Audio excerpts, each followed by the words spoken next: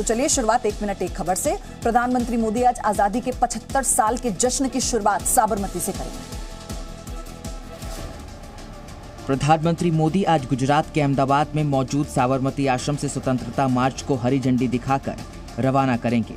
साथ ही पीएम मोदी आजादी की 75वीं वर्षगांठ को समर्पित अमृत महोत्सव से संबंधित कई कार्यक्रमों की भी शुरुआत करेंगे।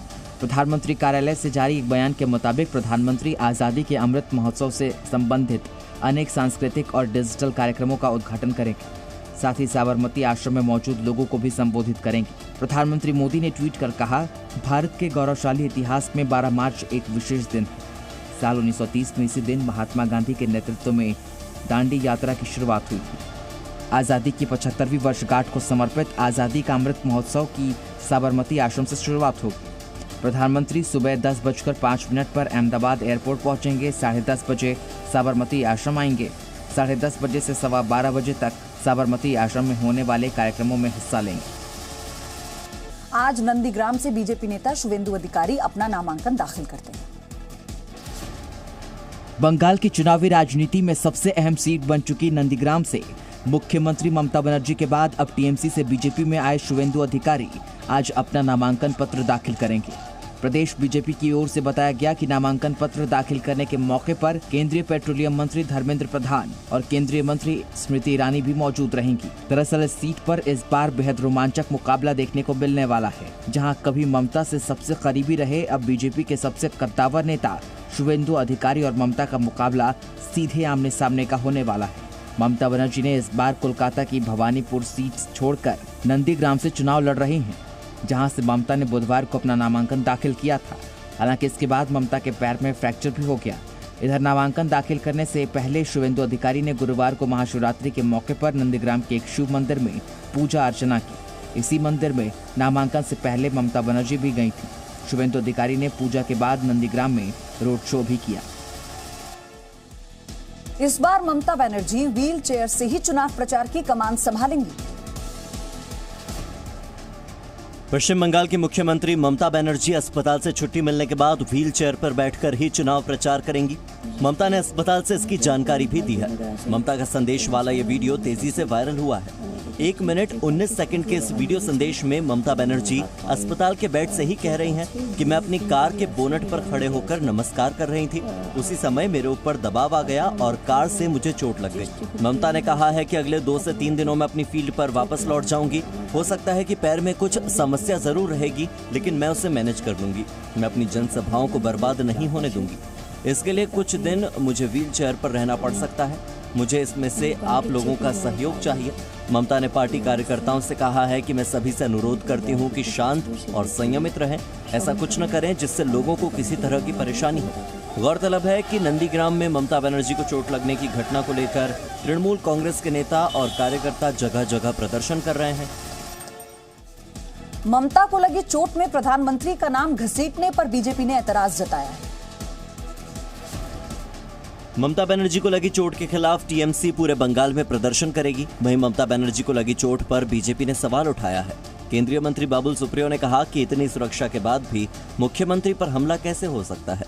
कैसे हो सकता है? एक multi layer security, Z category में रहने वाले एक प्रोटेक्टी सीएम, 5 बीजेपी के लड़के उसके अंदर घुस जाते हैं और उनको गाड़ी से गिरा के उनके सर पे पैर पे चोट कर देते हैं और वो 5 आदमी गायब हो जाता है। उधर टीएमसी नेता सौगत रॉय ने कहा है कि प्रधानमंत्री मोदी ने ममता बनर्जी के स्कूटी से गिरने की बात कही थी। उन्हें ऐसा नहीं कहना चाहिए था। प्रधानमंत्री को जैसा बोलना नहीं चाहिए था, इतना वो बोले। बीजेपी ने सौगत राय के बयान को दुर्भाग्यपूर्ण बताया है। टीएमसी नेता मदन मित्रा ने ममता पर चोट के मामले में भड़काऊ बयान दिया है। जेडीयू ने ममता को लगी चोट के मामले में प्रधानमंत्री के नाम को घसीटने को गलत बताया है। चुनाव आयोग ने टीएमसी के पत्र का जवाब दिया है। आयोग ने घटना को दुर्भाग्यपूर्ण बताया। यूपी में सड़क के किनारे बने अवैध धार्मिक स्थलों को हटाया जाएगा। योगी सरकार ने आदेश जारी कर दिया है। सड़क किनारे अतिक्रमण करके बनाए गए धार्मिक स्थलों को लेकर उत्तर प्रदेश की योगी सरकार ने बड़ा आदेश जारी किया है। यूपी सरकार ने सड़क किनारे अवैध तरीके से बनाए गए सभी धार्मिक स्थलों को हटाने का फैसला किया है। फिर चाहे वो मंदिर हो या मस्जिद, चर्च हो या गुरुद्वारे, सरकार उन्हें हटा देगी। यूपी के गृह विभाग ने सभी जिलों में डीएम और मंडल कमिश्नरों को निर्देश जारी किया है कि सड़कों पर अतिक्रमण करने वाले सभी धार्मिक स्थलों को हटाया जाए। गृह विभाग ने कहा है कि वो सभी कब्जे जो धार्मिक स्थल के नाम पर सड़कों पर किए गए हैं उन्हें खाली किया जाए। राज्य के अपर मुख्य सचिव अवनीश अवस्थी ने जिलों के डीएम और मंडल कमिश्नरों को पत्र लिखा है, जिस पत्र में उन्होंने लिखा है कि सड़क पर अवैध रूप से कब्जा करने वाले सभी धार्मिक स्थलों को हटाया जाए। इसकी रिपोर्ट 14 मार्च तक देनी होगी। इस रिपोर्ट में यह बताना होगा कि इस आदेश के बाद कितने सार्वजनिक स्थलों को हटाने के निर्देश जिला प्रशासन ने जारी किए और कितनों पर कार्रवाई की गई है। अखिलेश यादव की प्रेस कॉन्फ्रेंस में पत्रकारों से बदसलूकी की गई। मारपीट और धक्का मुक्की की ये तस्वीरें यूपी के मुरादाबाद की हैं और तस्वीरों में पिट रहे लोग पत्रकार हैं।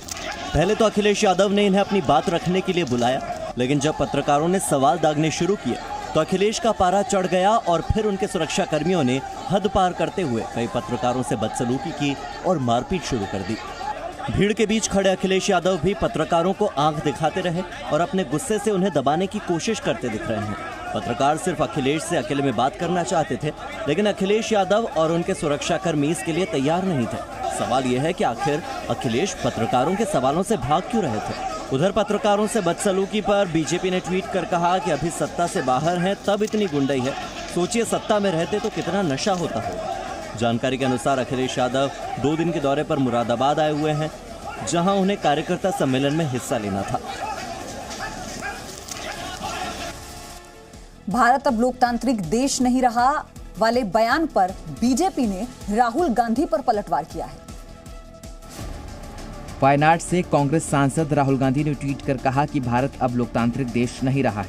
राहुल गांधी ने अपने इस ट्वीट में लिखा है, भारत अब एक लोकतांत्रिक देश नहीं रहा है। राहुल ने अपने ट्वीट में एक कंटेंट फोटो शेयर किया है जिसमें लिखा है कि भारत अब पाकिस्तान की तरह ऑटोक्रेटिक है, बांग्लादेश से भी बदतर हो गया है। राहुल गांधी ने स्वीडन इंस्टीट्यूट डेमोक्रेसी रिपोर्ट का हवाला देते हुए कहा कि फ्रीडम हाउस रिपोर्ट के बाद वीडेम इंस्टीट्यूट डेमोक्रेसी रिपोर्ट में कहा गया है कि भारत केवल आंशिक रूप से आज़ाद है। वीडेम इंस्टीट्यूट डेमोक्रेसी रिपोर्ट ने भारत को दुनिया के सबसे बड़े लोकतांत्रिक देश से चुनावी निरंकुशता में बदल दिया बताया है। बीजेपी नेता संबित पात्रा ने कहा है कि जब भी कहीं भारत विरोधी कुछ भी छपता है, राहुल गांधी तुरंत उसे प्रचारित करने लग जाते हैं। राहुल गांधी के कहने मात्र से भारत अलोकतांत्रिक नहीं हो जाता। राहुल गांधी को वो सभी लोग अच्छे लगते हैं जो भारत को लगातार नीचा दिखाने की कोशिश करते हैं। राहुल गांधी जी बड़े प्रसन्न होते हैं जब कोई विदेश की संस्था या कोई ऐसा समाचार आ जाता है जो भारत के विरुद्ध हो। महाराष्ट्र लोक सेवा आयोग की परीक्षाएं 5वीं बार टाली गई हैं। महाराष्ट्र के मुख्यमंत्री उद्धव ठाकरे ने महाराष्ट्र लोक सेवा आयोग की परीक्षाएं 5वीं बार टालने के संबंध में प्रतियोगी छात्रों को भरोसा दिलाया है कि अब परीक्षा 2 या 3 महीने के लिए नहीं टाली जाएगी। उद्धव ठाकरे ने कहा कि बहुत जल्द ही यह परीक्षा कराई जाएगी, बस कुछ हफ्तों के भीतर ही। उद्धव ठाकरे ने यह भी कहा कि कुछ लोग परीक्षा ड्यूटी में लगे हुए हैं, उनका कोरोना टेस्ट नेगेटिव होना जरूरी है। ये बेहतर होगा कि ऐसे लोगों का पहले वैक्सीनेशन हो जाए और किसी भी प्रतियोगी छात्र के मन में ये डर नहीं होना चाहिए कि परीक्षा ड्यूटी में लगे लोग भी कोरोना पॉजिटिव हो सकते हैं।